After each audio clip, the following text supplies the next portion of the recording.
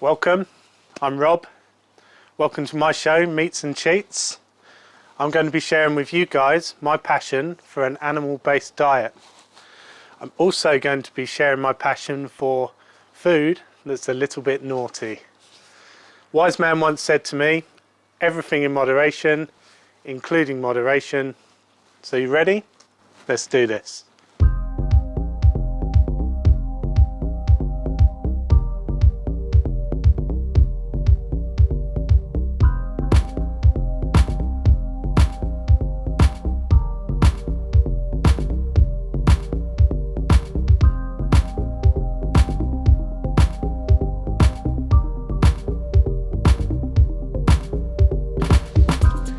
Yeah, so you guys know I love my animal products. This is absolute staple in our house to be eating beef. We probably eat beef 3-4 times a week if we can. I would eat it more if I could. Now this is what we call a beef skirt. Some people call it a bavette. I don't, I call it a beef skirt. Now if I go to my butcher, I ask for a goose steak and this is what he gives me. And I love it because it's under £10 a kilo and that makes it cheaper than brisket. But one of the things I love about it so much is the coarseness of these fibres. You see how they pull apart? It's an amazing cut. It's probably considered a cheaper cut for now. I mean, obviously now I've made a YouTube video about it, it's going to go sky high because everyone's going to watch this. But look at those fibres. Look how they just open up. I always cook these the same. I always cook them hot and fast, hot as I can get it. Today we're using the new Pincho Tam from Big K. So anytime you're cooking a piece of beef, you're always going to want to take it out of the fridge a couple of hours before you cook it. I can touch that now and it feels quite cold still. And the reason it's important is when you add it to the heat, if you put it on when it's cold, it's going to shock. It's going to shock the meat and it's going to go all tight. And that's going to give you a tougher piece of meat. And not only that, is because you've got to then cook it longer, you can overcook the outside because what you end up with is burnt on the outside but still fridge cold in the middle. So the best thing to do if you're short of time is to stand it on something cast iron, because the cast iron will actually suck the cold out of the beef. So that's another little pro tip. That's the same principle as the those like defrosting plates. Yeah, exactly that, mate. In fact, that's where I got it from. I learned about these defrosting plates and I thought, so cast iron's going to do the same job. So yeah, it's just physics.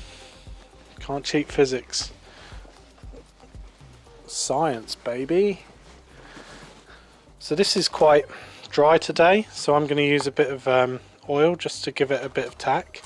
But I'm not going to use a lot because I don't want to be adding too much. And I'm going to rub my meat. I'm going to rub it and stare longingly into your eyes while doing it. And actually, look, you see those fibres coming apart again like this. It's an incredible piece of beef.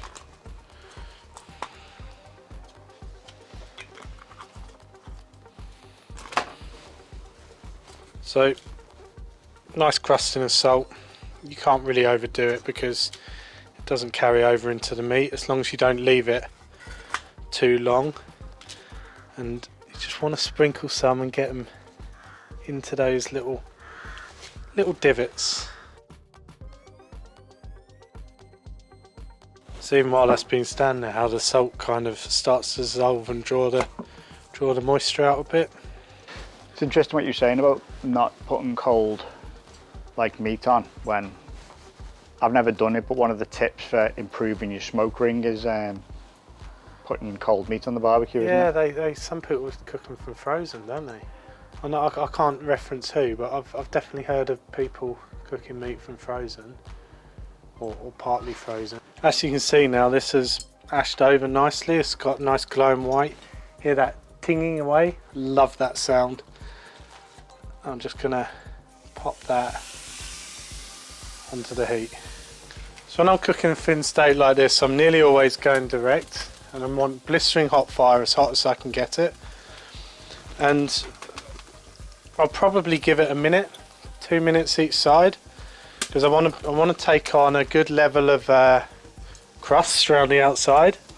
This is why I like cooking a steak like this so much, because you're involved in it. It's kind of, you got the lid up, you're cooking it direct, and it's just you and your beef. So really I'm just flipping this regularly just to try and cook it through evenly.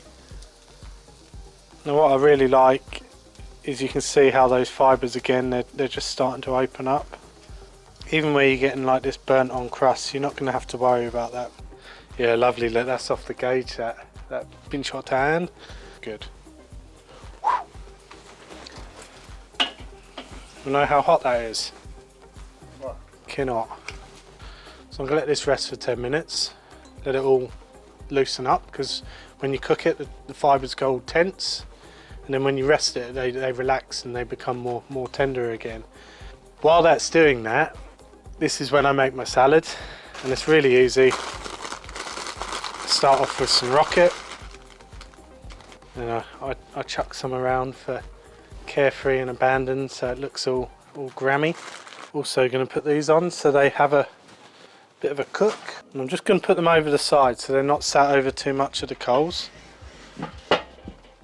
So I always start with a bit of truffle oil. I'll give that a bit of a shiz. So nice sprinkle of pine nuts. Now I take my inspiration from this dish from something I had in Europe. So it's got like a carpaccio style vibe going on. It's not carpaccio because we cooked the beef, but it's somewhere close to it. So I get some of my Parmesan, I put that over the top.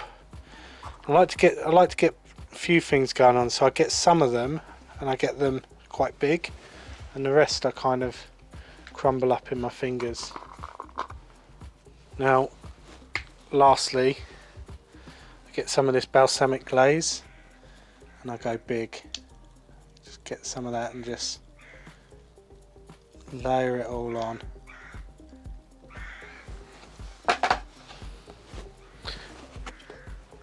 Now just a bit on the top, a little bit of salt.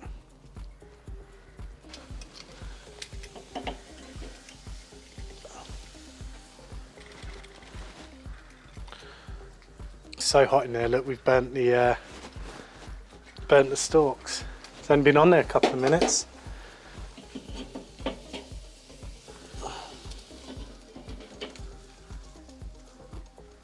But that's okay, because the stalks are only there for show. We're not actually eating the stalks. And if you're feeling decadent, you can give yourself a little balsamic drizzle on your tomatoes as well. Right, so my little tip for carving these is to come it down diagonally, because I want to get a nice bit of crust, and I also want to get a nice pink centre. So what I tend to find, and this might just be because I'm left-handed, is as I get about halfway through the steak, I'm back up to being in this position again. But it's okay, because you can just come at it again, reset your knife angle.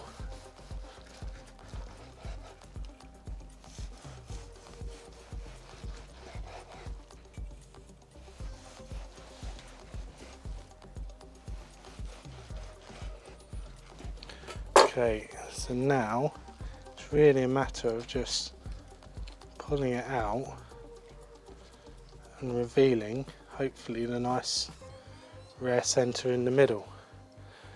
So taking that bit to the side. So this bit, quite literally, sprinkle of salt over the top. If I'm doing it for the Instagram, which of course I nearly always am, just mop up those bits. So there we have it, look, steak salad. We would eat that like this, but there's no reason why you couldn't have it in a sourdough, something like that. You just get a bit, layer it up with a bit of the rocket, you know, squash some tomatoes on there, get a bit of a steak sandwich going on. But we just dig in at the table. But you'll notice I've kept that bit apart. But you can see just how the fibres come apart, and it's a lovely flavoursome piece of dinner. Oh wow. Like it? I'm surprised how tender it is. Like, Yeah. not because of the way you cooked it, but I just expected it to be a bit of a tougher cut. Yeah, that's fair. But you can really taste, you can really feel like you keep talking about the fibres and the texture of it. It really comes through in it when you're eating it. See, this is a cut that you really can't afford to take too far, because if you cook it any longer, it does go tougher sole boots. But just look how the fibres come apart. See, that's probably a bit rarer than I'd maybe aim for, but I'm not going to cry at that. I'm going to try some of this. Not usually a fan of balsamic vinegar and things, but News flash exclusive, Clarky just ate salad.